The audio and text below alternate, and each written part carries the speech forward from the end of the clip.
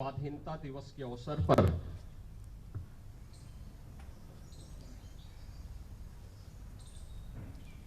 मैं पूरे प्रदेश वासियों को हृदय से बधाई देता हूं। हम सब जानते हैं कि आज ही के दिन 1947 में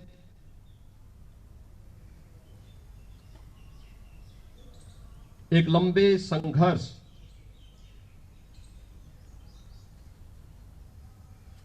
त्याग और बलिदान के परिणाम स्वरूप हमारे देश भारत को यह स्वाधीनता प्राप्त हुई।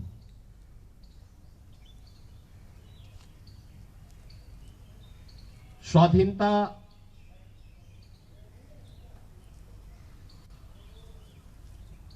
का एहसास हर भारतवासी जिस उन्मुक्त वातावरण में आज कर रहा है, यह भारत माता के उन महान सपूतों, बलिदानियों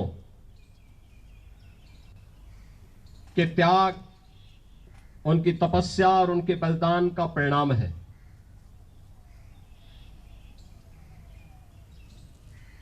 यह सच है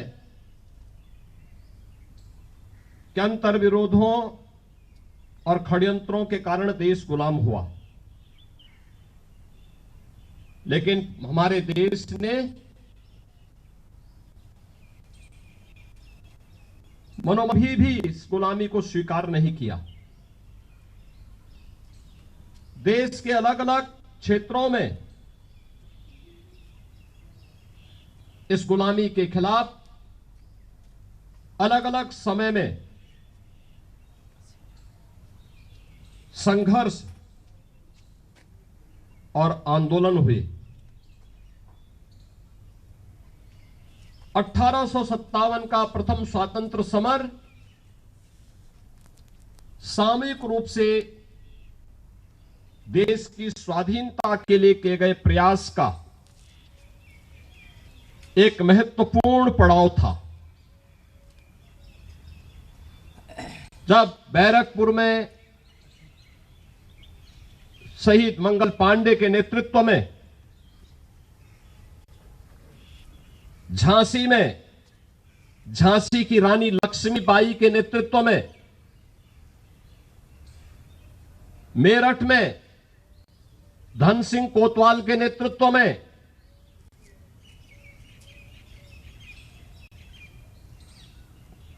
हर गांव, हर जनपद, हर प्रांत में चिंता की यह लो जलती हुई दिखाई दे रही थी। सबके मन में एक ही विश्वास और एक ही भाव कि हमें अपने देश को विदेशी दासता से मुक्त करना है। आजादी का मतलब केवल राजनीतिक आजादी नहीं है। आजादी का मतलब उस अराजक से, उस पिछड़ेपन से, उस गरीबी से, उस अशिक्षा से, उस असमानता से भी सर्वथा मुक्ति है, जिसके कारण यह देश लगातार कमजोर होता गया। आज हम सब अपनी आजादी के 79 वर्ष चुके हैं। 80वें स्वाधीनता दिवस के कार्यक्रम के साथ आज हम सब जुड़े हैं। यह दिवस केवल हमें एक समारोह तक सीमित रखने का अवसर नहीं दे रहा, ये हमें संपूर्ण आजादी के उन लक्ष्यों को प्राप्त करने की दिशा में किए जाने वाले उन प्रयासों में एक नागरिक के रूप में अपने कर्तव्यों के निर्वहन करने के लिए भी एक नई प्रेरणा प्रदान कर रही है। हर नागरिक को इस बात का आह्वान करने के लिए इसकी इस आजादी को लंबे समय तक अगर हमें बनाए रखना है तो इसके लिए किसी एक व्यक्ति का नहीं, किसी एक संप्रदाय का या जाति का नहीं, बल्कि पूरे भारत के 140 करोड़ लोगों को सामूहिक रूप से इस प्रयास को आगे बढ़ाने में अपने अपने क्षेत्र में समान रूप से योगदान देना होगा। जो अव्यवस्था, जो अराजकता, जो अशिक्षा, जो पिछड़ापन, जो असमानता 1947 में देश के सामने थी, पिछले 8 दशक में उनमें से बहुत सारी समस्याओं का समाधान हुआ है। बहुत सारी समस्याओं के समाधान का रास्ता निकला है। आज उसी का परिणाम है पूरे देश के अंदर बहुआयामी गरीबी से 25 करोड़ लोग मुक्त हुए हैं।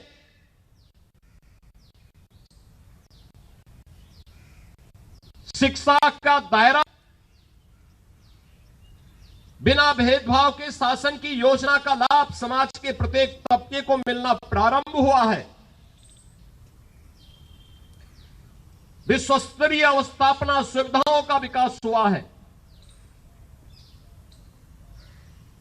हर व्यक्ति के जीवन को सहज और सरल बनाने के लिए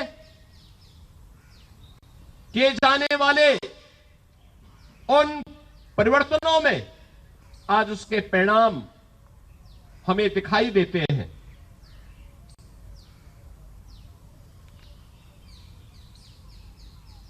और इन्हीं सब बातों को ध्यान में रख करके प्रधानमंत्री मोदी जी ने पूरे देशवासियों से इस बारे में कहा कि हमें अराजकता पर विजय कर प्राप्त करनी है, असमानता पर विजय प्राप्त करनी है, अशिक्षा पर विजय प्राप्त करनी है। तो हमें देश को बांटने वाली ताकतों से पूरी सतर्क रहना होगा। देश को कमजोर करने वाली ताकतों से सतर्क रहना होगा। और इसके लिए उन्होंने कहा कि देश के अंदर केवल 4 जातियां हैं, हम उसको फोकस करते हुए अगर कार्य करेंगे तो परिणाम और अच्छे आएंगे। ये 4 हैं, एक गरीब, एक युवा, एक महिला और एक अन्नदाता किसान की। पिछले 12 वर्ष में देश के अंदर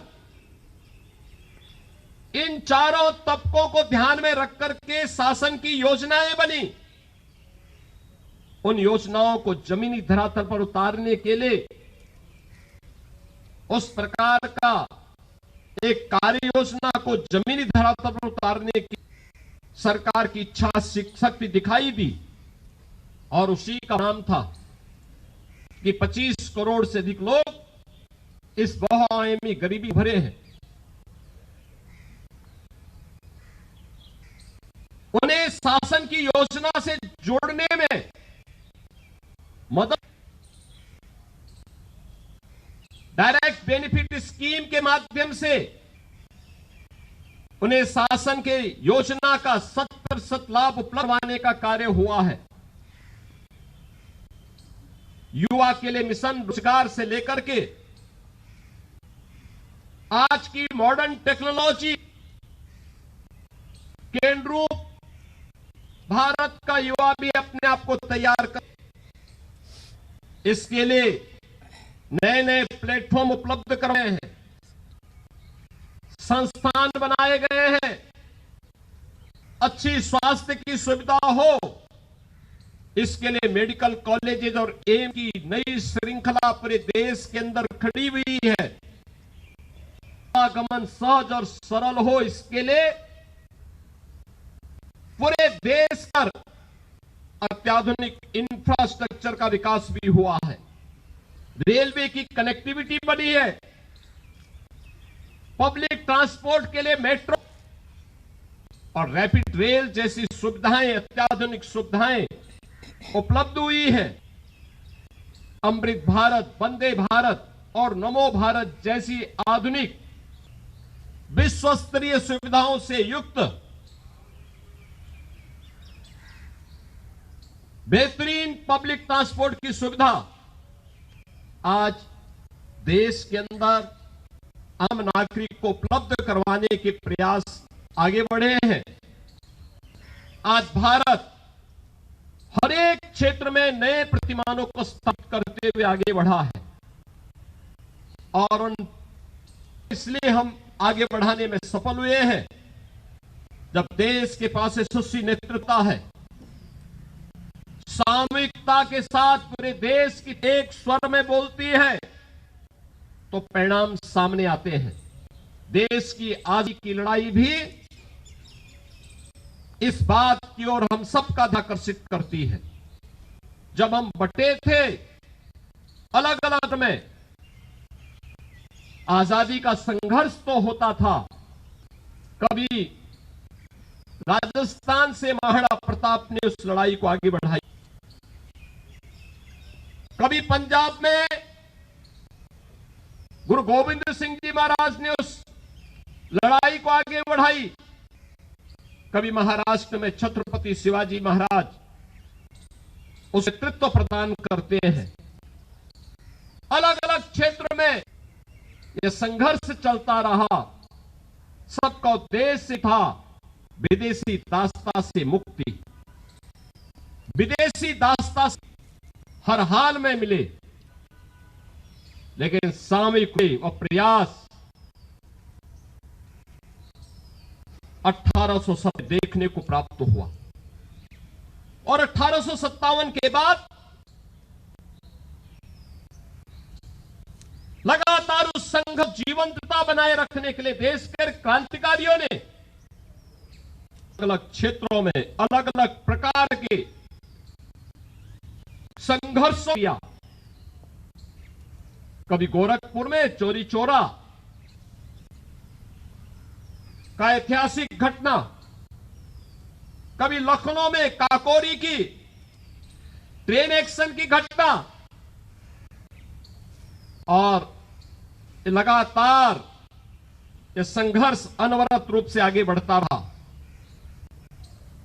मैं आज की इस अवसर पर आजादी की इस लड़ाई को, जिसे भारत माता के उन वीर बलिदानियों ने, क्रांतिकारियों ने आगे बढ़ाया, आज का दिन उनका स्मरण करने का है।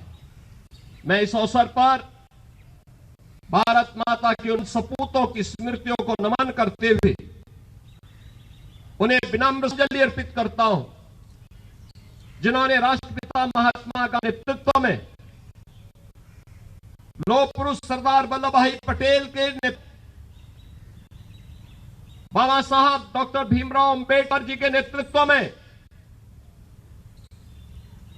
भारत माता के उन महान सपूतों नेताजी सुभाष चंद्र बोस हो या आजादी के महान क्रांतिकारी, जिन्होंने हंसते हंसते फांसी के फंदे को चूमा था केवल देश की आजादी के लिए, उन स्मृतियों को नमन करते हुए स्वतंत्र भारत में की सुरक्षा के लिए जिन जवानों ने सीमाओं की रक्षा करते हुए भारत की आंतरिक सुरक्षा के अपने आप को बलिदान किया है, उन सभी को भी मैं इस अवसर पर करते हुए विनम्र श्रद्धांजलि अर्पित करता हूं।